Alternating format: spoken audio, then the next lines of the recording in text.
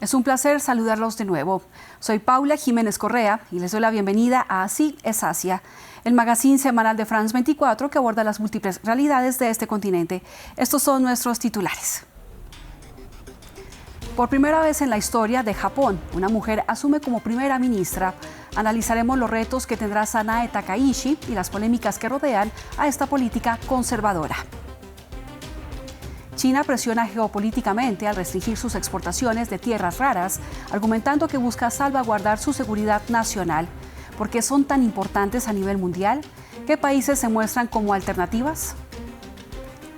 Conoceremos un poco más de la ciudad surcoreana de Gyeongju, que se alista para ser la sede de la próxima cumbre de líderes de Asia-Pacífico APEC, que se realizará este 30 de octubre y 1 de noviembre.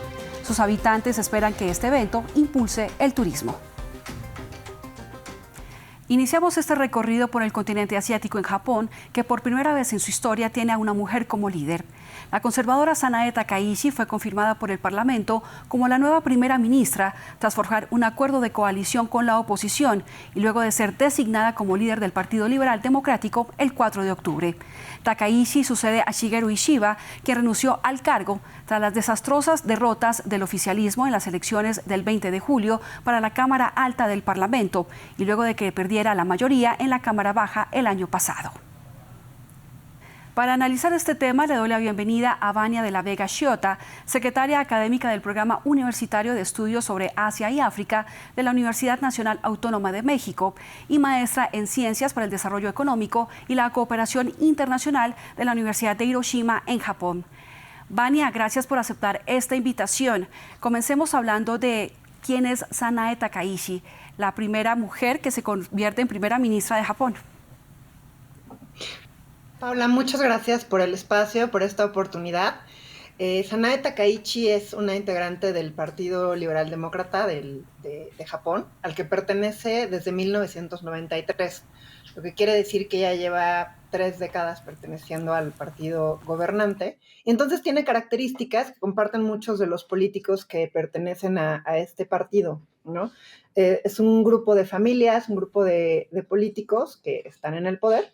Y en ese sentido, ella, que es egresada de la Universidad de Kobe y estudió Administración de Empresas, ha pasado por distintos espacios que abre el partido, específicamente en Nippon Kaigi, que es un grupo que se denomina como pacifista y pugna por la revisión de la Constitución japonesa. Entonces, es una persona que conoce muy bien el partido y que nace desde el corazón de sus filas. Es una gran allegada a Shinzo Abe, que vale la pena recordar que es el primer ministro japonés que más tiempo ha estado en el cargo desde el fin de la Segunda Guerra Mundial.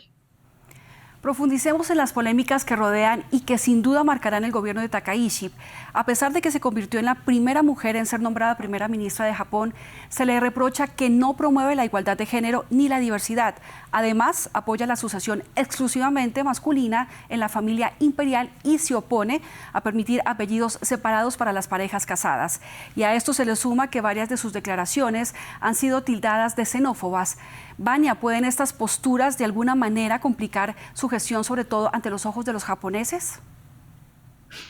Sin lugar a dudas, me parece que las mujeres que llegan al poder, no solamente como es el caso de la primera ministra, se convierten en las primeras, se dice que rompió el techo de cristal. A mí me gustaría recordar esta afirmación que hizo Yuriko Koike, la gobernadora de Tokio, también primera mujer en el cargo hace algunos años, donde decía que el techo de cristal en Japón no era un techo de cristal, sino que era una plancha de hierro, ¿no? Entonces, así es el tamaño del reto.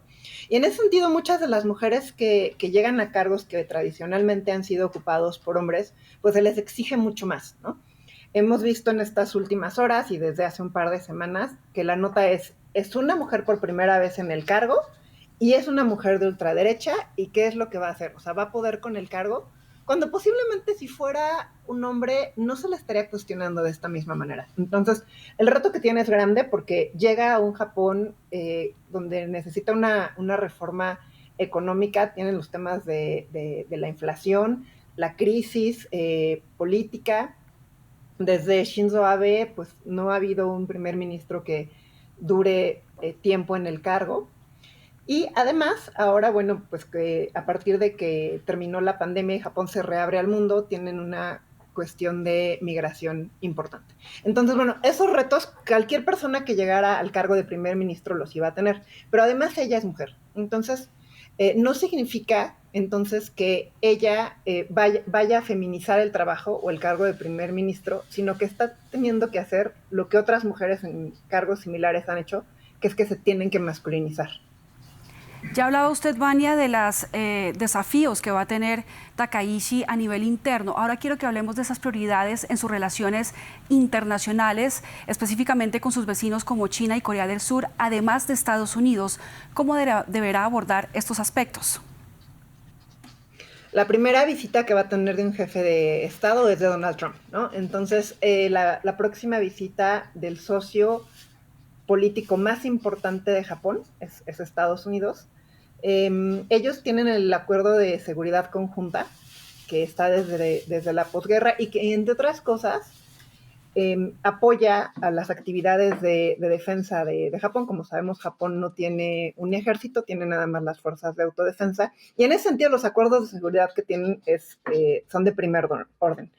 En segundo lugar está la relación con China, que es una relación comercial súper importante y que podíamos prever que Takaichi va a dar muchísimo más importancia a la relación de Estados Unidos y posiblemente en este énfasis de la derecha de mirar hacia adentro, de ver por los principios de la familia tradicionales de la familia japonesa por encima de sus relaciones en el exterior, podríamos prever cómo va a ser su agenda de política exterior. También valdría la pena saber qué es lo que va a suceder en la relación con América Latina. Ahí hay un tema interesante en cuanto a migración se refiere. La migración la dividen sobre todo entre los descendientes japoneses que regresan a Japón. Hay un fenómeno que se llama dekasegi, que es regresar a trabajar de estos descendientes de japoneses de segunda, tercera, cuarta y ahora incluso quinta generación. Entonces entran con condiciones diferentes, incluso ellos tienen la oportunidad de tramitar la nacionalidad japonesa, cosa que migrantes de otras zonas del mundo y que por supuesto que no son descendientes de japoneses, sería muy difícil que obtuvieran. Vania, muchísimas gracias por haber aceptado esta invitación de Así es Asia. Gracias a ustedes, Paula.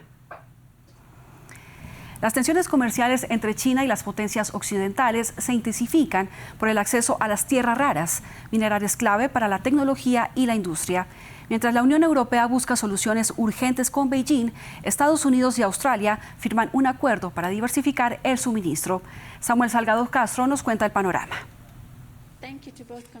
La Unión Europea alza la voz contra las restricciones de China a exportar sus tierras raras. El bloque de los 27 calificó estas medidas como injustificadas y perjudiciales para las relaciones bilaterales. Mientras tanto, el presidente de Estados Unidos, Donald Trump, y el primer ministro australiano, Anthony Albanese, firmaron un acuerdo para invertir $1.000 millones cada uno en proyectos de minería y procesamiento de minerales críticos, buscando reducir la dependencia de China. Pero analistas advierten que diversificar las cadenas de suministro tomará años y requerirá grandes inversiones.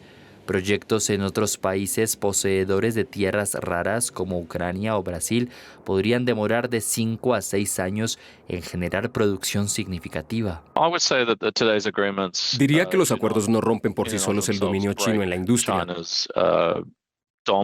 pero son un buen comienzo si se consideran desde la perspectiva de intentar diversificarse y alejarse de dicho dominio.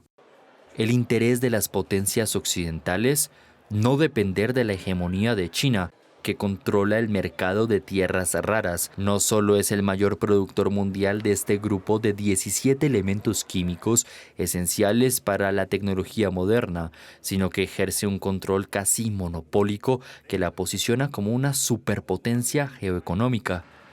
Trump amenaza con aranceles del 55% al 157% si no hay un acuerdo comercial justo. Con una reunión prevista entre Trump y el presidente chino Xi Jinping en Corea del Sur, el mundo espera un acuerdo que estabilice el comercio y garantice el acceso a estos minerales.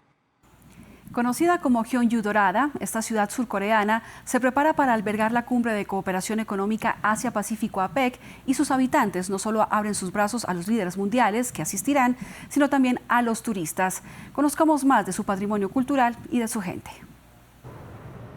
La antigua ciudad de Gyeongju se prepara para entrar al escenario mundial, considerada durante mucho tiempo como un destino para las excursiones escolares. En unos días alberga la Cumbre de Cooperación Económica Asia-Pacífico APEC. Me llena de orgullo que líderes mundiales visiten mi ciudad natal, afirma Kim Jung-wan, que ha administrado este restaurante de pollo por más de 5 décadas. Su familia sabe que este evento traerá más turismo. Cuando comencé a trabajar en esta tienda en 2010, el 90% de nuestros clientes eran locales y el 10% extranjeros, pero ahora el número de clientes extranjeros ha aumentado al 30%.